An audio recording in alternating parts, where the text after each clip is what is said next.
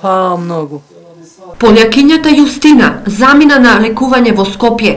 Денеска медицинска екипа од специјалната болница Филип II од Скопје со санитетско возило ја зеде 45 годишната Јустина од Русиново.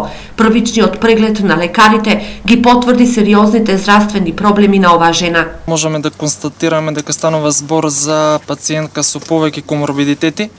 За жал, пациентката долг временски период не била медицински третирана. Најверојатно станува збор за мозочен удар со една изразена дисфазија, поточно отежнат говор, отежното одење.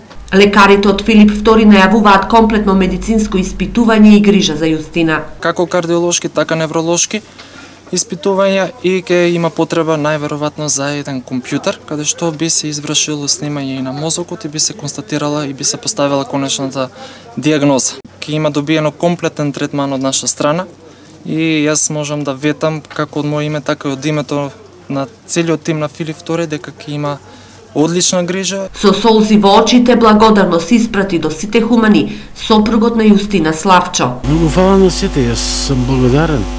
Макар на нозете да стане малку да се дигне после Лесновец.